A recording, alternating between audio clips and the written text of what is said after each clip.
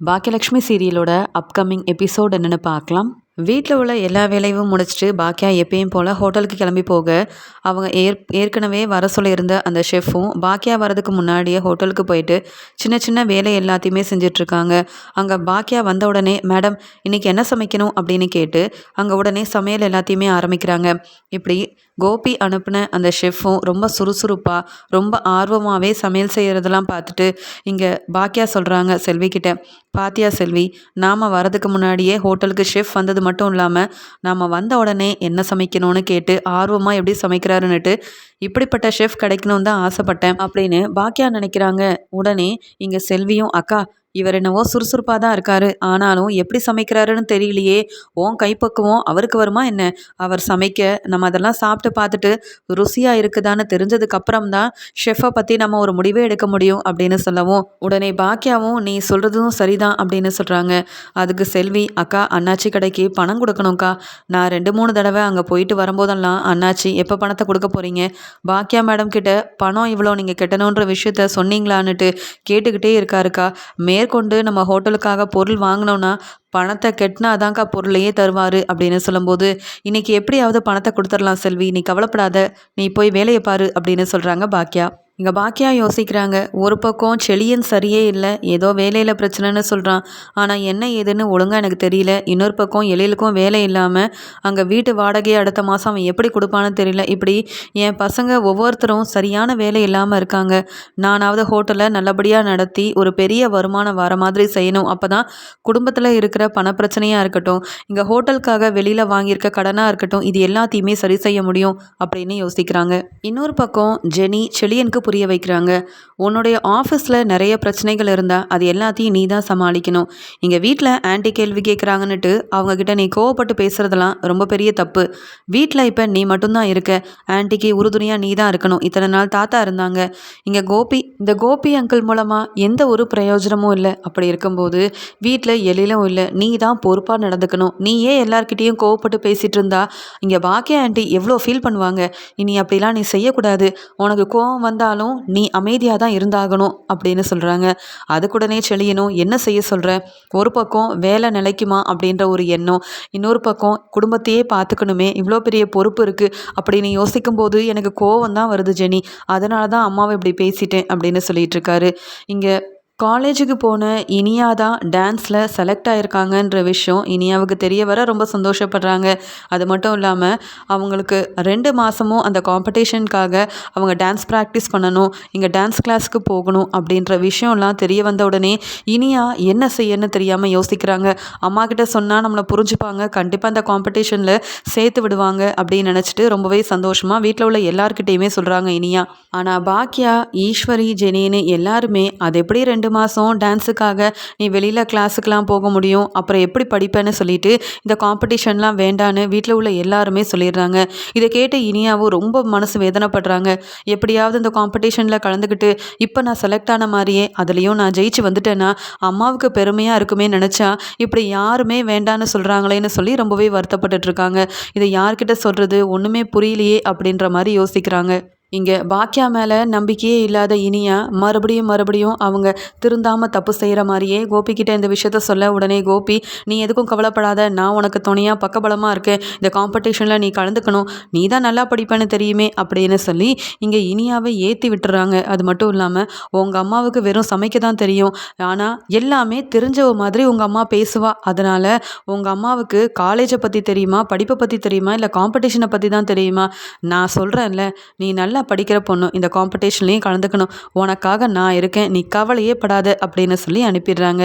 இதெல்லாம் பார்க்கும்போது இங்கே கோபிக்கு ரொம்பவே சந்தோஷமாக இருக்குது. பரவாயில்ல, நம்ம பொண்ணு இனியா எந்த ஒரு விஷயமா இருந்தாலும் இல்லை வீட்டில் நடக்கிற பிரச்சனையாகவே இருந்தாலும் நம்மக்கிட்ட சொல்கிறா.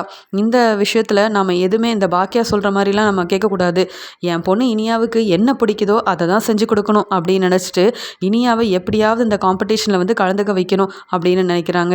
இங்கே ஹோட்டல்லேருந்து வந்த பாக்கியாவும் இனியா எங்கே அப்படின்னு கேட்க, அதுக்கு ஈஸ்வரி, இனியா ரூமில் தான்மா இருப்பா, அவள் வேற எங்கே போகிறா அப்படின்னு சொல்ல ரூமில் போய் பார்க்குறாங்க. இனியாவை காணோம்.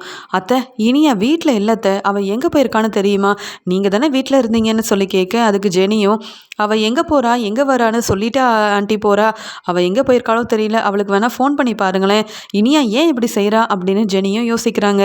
இன்னொரு பக்கம் பாக்கியா ரொம்பவே கோவமா சொல்லாமல் வெளியில் போகக்கூடாதுன்னு இனியாவுக்கு எத்தனையோ முறை சொல்லியிருக்கேன், அவள் எங்கே போயிருக்கான்னு தெரியல அப்படின்னுட்டு கோவமா இனியாவுக்கு ஃபோன் பண்ண அந்த சமயம் கரெக்டாக கோபியை பார்த்துட்டு இனியாவும் வீட்டுக்குள்ளே வராங்க. ஏற்கனவே இனியாவுக்கு இங்கே பாக்கியா மேலே ரொம்பவே கோவம். காம்படிஷனில் கலந்துக்க கூடாதுன்னு சொல்லி எல்லாரும் முன்னாடி அம்மா திட்டாங்க. என் மனசில் இருக்கிற இந்த ஆசையை கூட புரிஞ்சிக்க மாட்டேங்கிறாங்களே. அப்பா தான் எனக்கு எப்பயுமே சப்போர்ட்டாக இருக்காங்க. உண்மையாகவே அப்பா சொன்ன மாதிரி இந்த அம்மாவுக்கு படிப்புனா என்னன்னும் தெரியல, என்னை பற்றி புரிஞ்சுக்கவும் தெரியல, அதனால தான் அப்படி பேசுகிறாங்கன்னுட்டு ரொம்பவே கோவமாக நிற்கிறாங்க. இங்கே பாக்கியாவும் இனியா எங்கே போயிட்டு வர, என்கிட்ட சொல்லாமையோ இல்லை வீட்டில் உள்ளவங்ககிட்ட பர்மிஷன் கேட்காம நீ வெளியில் போகவே கூடாதுன்னு சொல்லியிருக்கேன்ல, அப்புறம் எங்கேருந்து வர அப்படின்னு கேட்குறாங்க. அதுக்கு இனியா, என்னம்மா நான் என்ன சின்ன குழந்தையா உங்ககிட்டலாம் எல்லாத்துக்கும் பர்மிஷன் கேட்டுட்டு போகிறதுக்கு, நானும் இப்போ காலேஜ் படிக்கிறேம்மா, என்ன செய்யணும் என்ன செய்யக்கூடாதுன்னு எனக்கும் தெரியும் அப்படின்னு சொல்கிறாங்க. அதுக்குடனே பாக்கியாவும், அப்படி தெரிய போய் தான் பெரிய பெரிய பிரச்சனையெல்லாம் கொண்டுட்டு வந்தியா, அதிலேருந்து உன்னை வெளியில் கொண்டு வரதுக்கே என்னெல்லாம் நான் செஞ்சுருக்கேன் தெரியும்ல உனக்கு, அப்படி இருக்கும்போது இப்படி எதிர்த்து பேசாத, முதல்ல நீ எங்கே போயிட்டு வர அப்படின்னு கேட்க, வேற எங்கேயும் போகல, அப்பாவை பார்த்துட்டு வரேன். ஏன் அப்பாவை கூட பார்க்க போகக்கூடாதா, எனக்கு உரிமை என் மேலே உனக்கு மட்டும்தான் உரிமை இருக்கா என்ன, அப்பாவுக்கு உரிமை இல்லையாம்மா, எனக்கு அப்பாவை பார்க்கணுன்னு தோணுச்சு அதான் பார்த்துட்டு வரேன் அப்படின்னு சொல்கிறாங்க. உடனே இங்கே ஈஸ்வரியும், ஏடி கோபிக்கிட்ட பேசக்கூடாதுன்னு நாங்கள் எல்லாரும் பாட்டுக்கு எங்கள் வேலையை பார்த்துட்ருக்கோம், நீ எதுக்கு இப்போ அந்த ராதிகா வீட்டுக்கு போயிட்டு வரேன்னு கேட்க, வேற நான் என்ன செய்ய, நான் ரொம்ப ஆசையாக காம்படிஷனில் கலந்துக்கணும்னு கேட்டேன், அம்மா என்னை புரிஞ்சிக்காம அவங்க எதுவுமே பண்ண வேண்டாம், படிப்பு தான் முக்கியம், காம்படிஷனும் வேண்டாம் ஒன்றும் வேண்டாம் அப்படின்னுட்டாங்க, வேற நான் என்ன செய்ய முடியும், எனக்கு யார் சப்போர்ட் பண்ணுறாங்களோ அவங்கக்கிட்ட தானே பேச முடியும், அம்மாவுக்கு படிப்புனா என்னன்னே தெரியல, அதனால தான் என்னை புரிஞ்சுக்க மாட்டேங்கிறாங்க, ஆனால் அப்பா அப்படி கிடையாது, நீ கண்டிப்பாக காம்படிஷனில் கலந்துக்கணும் இனியாமா, உன் கூட நான் இருப்பேன், உனக்கு என்ன உதவி வேணாலும் கேளு நான் செய்கிறேன், உன்னையே ஒரு பெரிய டான்ஸ் கிளாஸில் சேர்த்து விடுறேன்னு எவ்வளோ ஆசையாக பேசுனாங்க தெரியுமா, நீங்கள் மட்டும் ஏமா இப்படி இருக்கீங்க அப்படின்னு கோபியை ரொம்பவே புகழ்ந்து பேசி பாக்கியா படிக்காதவங்கன்னுட்டு சொல்லி காட்டி ஒரு மாதிரியான பேசிகிட்டு இருக்காங்க இங்கே இனியாவும். இப்படி இனியா பேசும்போது ஈஸ்வரியும், என்ன இனியா இப்படியெல்லாம் பேசிகிட்டு இருக்க, பாக்கியா உன்னுடைய அம்மா, அவள் படிக்கலைனாலும் அவள் முயற்சி செஞ்சு கடின உழைப்பால் ஒரு பெரிய ஹோட்டலோட ஓனராக இருக்கா, நீ இப்போ பெரிய ஒரு காலேஜில் சேர்ந்து நல்லபடியாக படிக்கிறன்னா அதுக்கு காரணம் உங்கள் அம்மா தான், அவள் சம்பாதிக்கிறதாலையும் அவள் கஷ்டப்பட்டு உழைக்கிறதாலையும் தான், உன் அப்பா கோபி உனக்குன்னு அப்படி பெருசாக என்ன செஞ்சிட்டாரு, இப்போ வரைக்கும் அவன் ஒன்றுமே செய்யலை, அப்படி இருக்கும்போது கோபியை இங்கே வந்து புகழ்ந்து பாராட்டி பேசிகிட்டு இருக்க, இதெல்லாம் உனக்கு தேவையா, உங்கள் அப்பா என்னென்ன செஞ்சுருக்கான்னு உனக்கு தான் தெரியுமே, அப்படி இருக்கும்போது உன் தாத்தா நான் எல்லாருமே அவன் பையனே கிடையாது என் மகனே கிடையாதுன்னு ஒதுக்கி வச்சுருக்கோம், ஆனால் நீ என்னடானா அப்பா தான் முக்கியம்னுட்டு அப்பாவோட உறவு வேணும்னு சொல்லிட்டு அவனை வேற போய் பார்த்துட்டு வந்திருக்கல அப்படின்னு சொல்லி ஈஸ்வரி திட்ட ஆரம்பிக்கிறாங்க. அதுக்கு பாக்கியாவும், வேண்டாம் தே, நீங்கள் கோவப்படாதீங்க, அது உங்களுக்கு நல்லது இல்லை, ஏற்கனவே மாமா பிரிஞ்சு இப்போ தான் நீங்கள் எல்லார்கிட்டேயும் நல்லபடியாக பேச ஆரம்பிச்சிருக்கீங்க, நீங்கள் கோவப்பட்டு மறுபடியும் அழுகாதீங்க தே அப்படின்னு சொல்கிறாங்க. அதுக்கு உடனே இனியாவும், என்னம்மா நீங்கள் பாட்டிக்கு கூட சப்போர்ட் பண்ணுறீங்க, ஆனால் நான் என்ன செஞ்சாலும் அது தப்பு தான், நான் எந்த முடிவெடுத்தாலும் அது தப்பு தான் அப்படின்னு சொல்லிட்டு இப்படி பேசுகிறீங்களேம்மா அப்படின்னு சொல்கிறாங்க. அதுக்கு பாக்கியாவும், தேவையில்லாமல் வீட்டில் யார்கிட்டேயுமே கேட்காம நீ எவ்வளோ பெரிய பெரிய பிரச்சனையெல்லாம் செஞ்ச, அப்போல்லாம் உனக்கு உறுதுணையாக நான் இருந்து உனக்கு நான் உதவி செய்யலையா, நீ என் பொண்ணுன்னு உனக்கு பக்கபலமாக நான் இருக்கலையா, இப்போ நான் என்ன சொல்கிறேன்னு நீ ஏன் புரிஞ்சுக்க மாட்டேங்கிற, உனக்கு ஏதோ ஆசையாக இருக்குது அந்த காம்படிஷனில் கலந்துக்கணும்னு நீ சொல்கிற, அது நல்லதா இல்லையான்னுட்டு ஒரு அம்மாவாக இருந்து நான் தானே முடிவெடுக்கணும், இப்போதைக்கு அதெல்லாம் வேண்டான்னு சொன்னால் நீ சரின்னு கீழ்ப்படிய வேண்டியதானே, ஆனால் நீ என்னடானா எங்கள் அப்பா சொல்லிட்டாங்க, எங்கள் அப்பா எல்லாத்தையும் பார்த்துப்பாங்க, எனக்கு எங்கள் அப்பா இருக்காருன்னு இப்போ என்ன பிரித்து பார்த்து பேசுகிறல்ல இனியா, அப்போ இத்தனை நாள் உனக்காகவே நீ நல்லா இருக்கணும்னுட்டு ஒவ்வொரு விஷயத்தையும் பார்த்து பார்த்து செஞ்ச என்னுடைய பாசம் உனக்கு தெரியலல்ல அப்படின்னு சொல்லி அழுக ஆரம்பிக்கிறாங்க பாக்கியா. இங்கே ஈஸ்வரியும் இனியா கிட்ட, இப்போ சொல்கிறேன் கேட்டுக்க, இந்த வீட்டுக்கு எல்லாமே என் மருமக பாக்கியா மட்டும்தான், அவள் என்ன சொன்னாலோ அது மட்டும்தான் இந்த வீட்டில் நடக்கும், உன் அப்பா உனக்கு முக்கியம்னா நீ வேணால் பேசிக்கோ, ஆனாலும் கோபியோட பேச்சை பற்றி எங்ககிட்ட நீ பேசவே பேசாத, கோபி வேண்டவே வேண்டாம் அப்படின்னு சொல்கிறாங்க. அதுக்கு உடனே இனியாவும், என்ன பாட்டி இப்படி பேசுகிறீங்க, உங்களுக்கு கோபி அப்பா ரொம்ப முக்கியம்னு தெரிஞ்சப்ப எங்கள் அம்மாவை திட்டினீங்க, அவமானப்படுத்துனீங்க, என் பையனை மாதிரி யாருமே இருக்க முடியாதுன்னு சொன்னீங்க, ஆனால் இப்போ என்னடானா இங்கே எங்கள் அப்பா கிட்ட நீங்கள் பேசாமல் இருக்க போய் நான் வேற பேசாமல் இருக்கணுமா, உங்களுக்கு மகன் இல்லைன்னு ஆகலாம், ஆனால் எனக்கு என் அப்பா வேண்டான்னு என்னால் சொல்லவே முடியாது, எனக்கு என் அப்பா ரொம்ப முக்கியம் அப்படின்னு சொல்லிடுறாங்க. இங்கே உடனே ஈஸ்வரி அழ ஆரம்பிக்கிறாங்க. இங்கே இனியா கூட இப்படி என்னை வந்து பேச்சை கேட்காம இப்படி கோபிக்கு சப்போர்ட் பண்ணி பேசுகிறாளே, எல்லா விஷயமும் தெரிஞ்சும் இப்படி இனியாவோட மனசையே கோபி மாற்றி வச்சிருக்கானே அப்படின்னு சொல்லி யோசிக்கிறாங்க. இங்கே பாக்கியா கேட்குறாங்க, நீ இப்போ என்ன சொல்ல வர? நான் காம்படிஷனில் நீ கலந்துக்க கூடாதுன்னு சொல்கிறேன். அதை மீறி நீ கலந்துக்கிட்டேன்னா நான் அப்புறம் ஒரு பெரிய முடிவு எடுக்க வேண்டியதாக போயிடும் இனியா அப்படின்னு சொல்ல, அதுக்கு இனியாவும் நீங்கள் என்ன முடிவு வேணாலும் எடுத்துக்கோங்கம்மா, நானும் என்னுடைய முடிவில் மாற போகிறதில்ல. அப்பா சொல்லிட்டாங்க காம்படிஷனில் நான் கண்டிப்பாக கலந்துக்கணுன்ட்டு. யார் என்ன சொன்னாலும் நான் கேட்க போகிறதில்லம்மா, காம்படிஷனில் நான் கண்டிப்பாக கலந்துக்க தான் போகிறேன் அப்படின்னு சொல்லிட்டு ரொம்பவே கோவமாக அங்கேருந்து கிளம்பிடுறாங்க. இங்கே ஈஸ்வரி பாக்கியா கிட்ட, என்ன பாக்கியா இதெல்லாம், கோபி என்ன பேசினான்னு தெரியல, ஆனால் என்னைக்கும் இல்லாமல் இனியா இப்படி நம்மளை எதிர்த்து பேசிட்டுல போகிறா அப்படின்னா கோபி கண்டிப்பாக இனியாவோட மனசை மாற்றிருக்கான். நீ சொல்கிறத எதையுமே இங்கே இனியா கேட்கக்கூடாதுன்னு தான் கோபி இப்படிலாம் செஞ்சிட்ருக்கான் போல. படிப்பு தான் முக்கியம்னு நீ சொல்கிற, ஆனால் அது எதுவுமே இல்லை, உங்கள் அம்மாவுக்கு சமைக்க தான் தெரியும்னு அவன் பேசியிருக்கான். அதனால தான் இனியா இப்படியெல்லாம் எதிர்த்து பேசிட்டு போகிறாளே, இனியா மனசையே மாற்றிட்டானே இந்த கோபி, அவன் ஏன் தேவையில்லாமல் இப்படிலாம் செய்கிறான் அப்படின்னு சொல்லிட்டு ரொம்பவே மனசு வேதனைப்படுறாங்க. இன்னொரு பக்கம் இவங்க பாக்கியா யோசிக்கிறாங்க, இங்கே என் பையன் செழியனும் என்னை புரிஞ்சிக்க மாட்டேங்கிறான், இங்கே இனியாவும் இப்படி பேசிட்டு போகிறா, என்னன்னு சொல்லி இவங்களெல்லாம் திருத்துறது, எப்படி நான் இதெல்லாம் சமாளிக்க போகிறேன்னு ஒன்றுமே புரியலையே. ஆனாலும் இனியாவுக்காக கண்டிப்பாக ஒரு முடிவெடுத்தால் மட்டும்தான் அவள் திருந்துவா. எப்பயுமே அப்பா தான் முக்கியம்னு சொல்லிட்டு இருக்க இனியாவை பேசாமல் கோபியோட வீட்டுக்கே அனுப்பிடலாம். இங்கே இருந்துக்கிட்டு என் பேச்சை கேட்காம இவ தேவையில்லாமல் ஏதாவது பிரச்சனை பண்ணிகிட்ருப்பா. பிரச்சனையில் கடைசியில் அவளை காப்பாற்றுறதுக்கு நான் தான் முன்னாடி வந்து நிற்கணும். அப்போ அந்த கோபி வரவே மாட்டார்.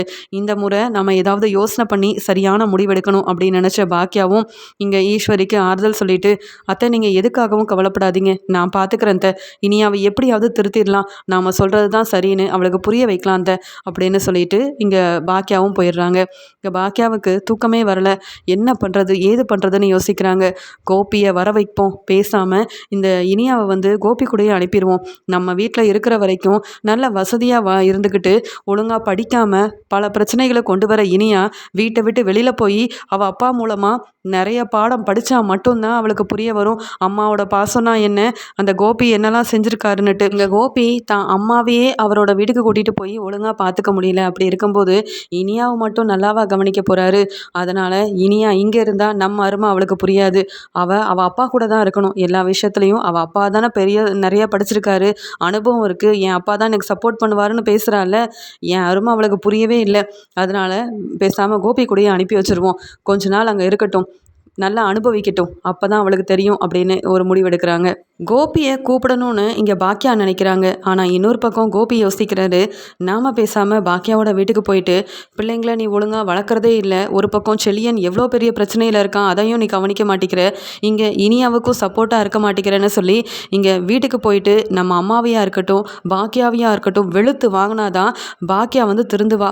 இனியா என்கிட்ட வந்து அழுகிற மாதிரி இந்த பாக்கியா எதுக்காக வச்சுக்கணும் அப்படின்னு சொல்லிட்டு வேலைக்கு கிளம்புற கோபியும் வேலைக்கு போகாமல் இங்கே பாக்கியாவை பார்க்கறதுக்காக வராங்க. பாக்கியா தன்னுடைய வேலை எல்லாத்தையுமே முடிச்சுட்டு ஹோட்டலுக்கு கிளம்பலாம் அப்படின்னு நினைக்கும் போது இனியாவும் காலேஜுக்கு கிளம்புறதுக்காக வர, உடனே ஈஸ்வரி வா இனியா நானே கூட்டிகிட்டு போகிறேன் அப்படின்னு சொல்லும்போது, யாரும் எனக்கு துணையாக வர வேண்டாம், நான் அப்படி போகணும்னா எங்கள் அப்பாவுக்கு ஃபோன் பண்ணி சொன்னால் என் அப்பாவே என்னை கூட்டிகிட்டு போய் காலேஜில் விடுவாங்க, நீங்கள்லாம் இப்படி என் பின்னாடியே வரதுனால தான் நான் எதுவும் செய்யக்கூடாது, நான் ஏதாவது தப்பாக செஞ்சுருவேன், ஏதாவது பிரச்சனையை கொண்டு வந்து உங்களை எல்லாத்தையுமே மாட்ட வச்சிருவேன்னு நினைக்கிறீங்க, இனி உங்களுடைய எந்த உதவியும் எனக்கு வேண்டவே வேண்டாம் அப்படின்னு பேசிகிட்டு இருக்காங்க.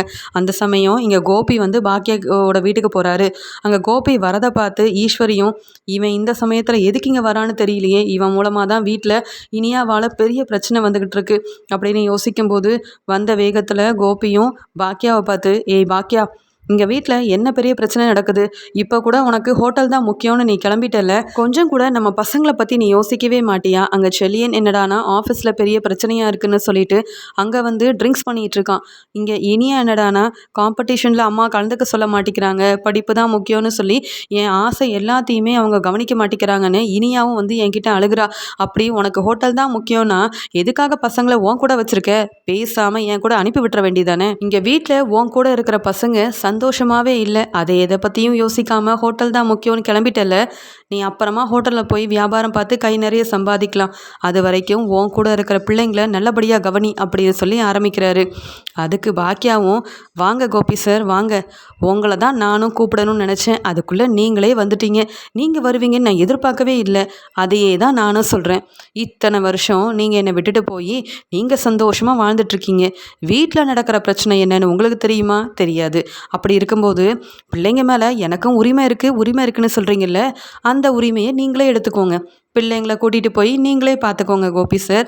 அப்போ தான் அவங்க மூலமாக வரக்கூடிய பிரச்சனைகளையும் சமாளிப்பீங்களா இல்லையான்னு நானும் பார்க்க தானே போகிறேன்.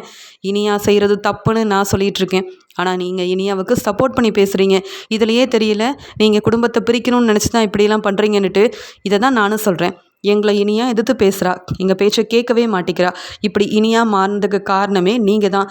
ஏதோ உதவி செய்கிறேன்னு சொல்லி அவள் மனசையே மாற்றி வச்சுருக்கீங்க. எங்கள் அருமை புரியாத இனியா இந்த வீட்டில் இருக்கவே கூடாது.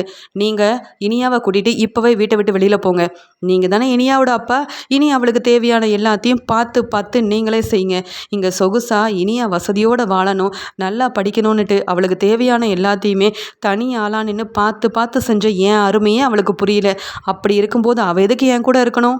கூட்டிகிட்டு போங்க கோபி சார். இந்த வீட்டிலேருந்து யாரெல்லாம் வர இஷ்டமாக இருக்காங்களோ எல்லாரையுமே கூட்டிகிட்டு போங்க. ஏற்கனவே உங்கள் அம்மாவை கூட்டிகிட்டு போய் அந்த ராதிகாவோட வீட்டில் எப்படிலாம் அவமானப்படுத்தி என்னெல்லாம் செஞ்சு அனுப்புனீங்கன்னு எனக்கும் தெரியும். உங்களால் உங்கள் பசங்களை பார்த்துக்க முடியாதுன்றதும் எனக்கு தெரியும். ஆனால் பிரச்சனையை செய்யலாம் நீங்கள் நினைக்கிறீங்க. எனக்கு பிரச்சனையே வேண்டாம், ஒதுங்கி நிற்கிறோன்னு நான் நினைக்கிறேன். இப்போ என்ன, உங்கள் பொண்ணு இனியா சந்தோஷமாக இருக்கணும் தானே? உங்கள் கூட இருந்து அவள் சந்தோஷமாக இருப்பாள்ல? அப்போ கூட்டிகிட்டு போங்க. நான் எதையும் தடை பண்ண போகிறதே இல்லை. டே செலியா, உனக்கு வேணும்னாலும் நீ கிளம்புடா, நான் பார்த்துக்கிறேன். எங்கள் அத்தை எப்படியும் வரமாட்டாங்க. என் அத்தையை எப்படி இத்தனை நாள் என் மாமாவை அப்பாவை நினச்சி பார்த்துக்கிட்டனோ அதே மாதிரி என் மாமியாரையும் அம்மாவை நினச்சி பார்த்துக்க எனக்கு தெரியும். நீங்கள் வேணும்னா இப்படி எனக்கு வந்து அட்வைஸ் பண்ணிகிட்டு இருக்காம உங்கள் பொண்ணை கூட்டிகிட்டு உடனே இங்கேருந்து கிளம்புங்க. உங்கள் அட்வைஸும் வேண்டாம், உங்களை பார்க்கவும் வேண்டாம் கோபி சார். எனக்கு தெரியும் என்ன செய்யணுன்னுட்டு அப்படின்னு சொல்லிட்டு, டே செலியா, வேணும்னா நீயும் அப்பா கூடயே கிளம்பு. நான் இனி யாரை பற்றியும் யோசிக்க போகிறதே இல்லை அப்படின்னு சொல்லிடுறாங்க.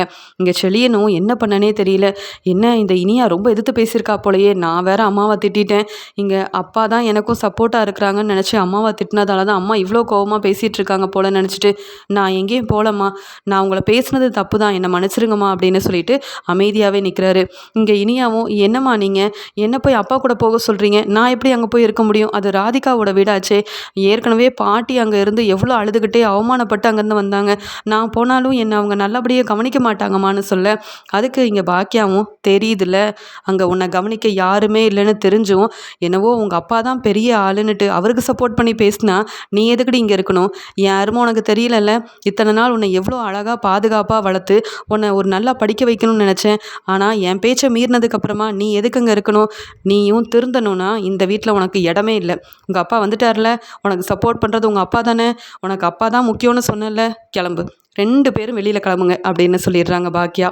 பாக்கியா இப்படி திடீர்னு இந்த மாதிரியான ஒரு முடிவெடுப்பாங்கன்னு எதிர்பார்க்காத வீட்டில் உள்ள எல்லாருமே பேரதிர்ச்சி அடைகிறாங்க. இங்கே இனியா ரொம்ப அழுகிறாங்க. வேண்டாமா, நான் எங்கேயும் போகலாமான்னுட்டு.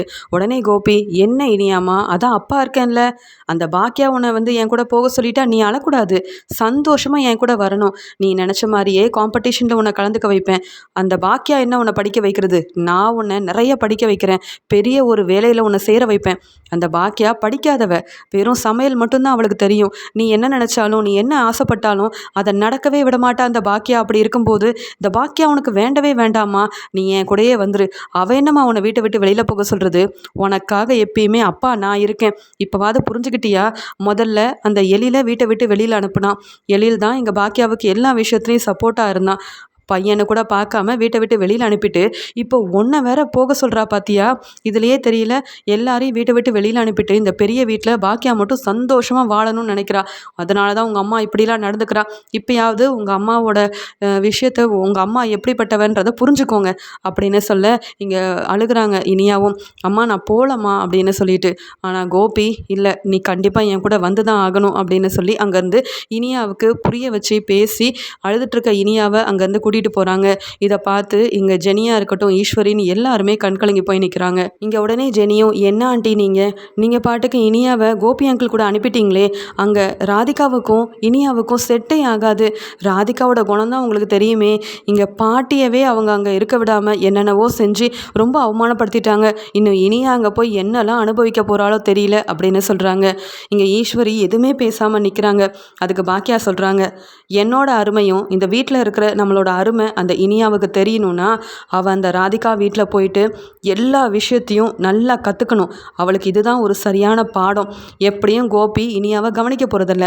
ராதிகா ஒவ்வொரு விஷயத்தையும் சொல்லி அங்கே இனியாவுக்கு ஒழுங்காக சாப்பாடு கிடைக்காம அங்கே ராதிகா திட்டும் போதெல்லாம் அம்மாவோட அருமை அப்போ தான் புரிய வரும். அம்மா கூட இருக்கும்போது அருமை புரியாத இனியா அங்கே போய் பட்டு அனுபவிச்சுட்டு நல்லா திருந்தட்டும் அப்படின்னு சொல்லி அங்கே பாக்கியா சொன்னது மட்டும் இல்லாமல் போகட்டும், அந்த இனியா அங்கே போய் நல்லா அனுபவிக்கணுன்றதுக்காக தான் அனுப்பி வச்சேன்.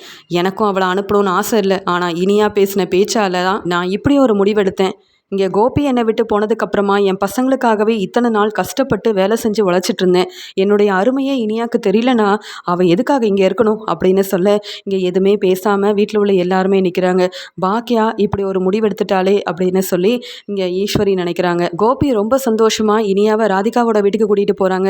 எப்படியோ இனியாவை அந்த பாக்கியா வீட்டிலேருந்து பிரித்து கூட்டிகிட்டு வந்தாச்சு. இனி நாம் நினச்சது எல்லாமே ஒன்று ஒன்றா நடக்க தான் போகுது அப்படின்னு ரொம்ப சந்தோஷத்தில் இருக்காங்க கோபி.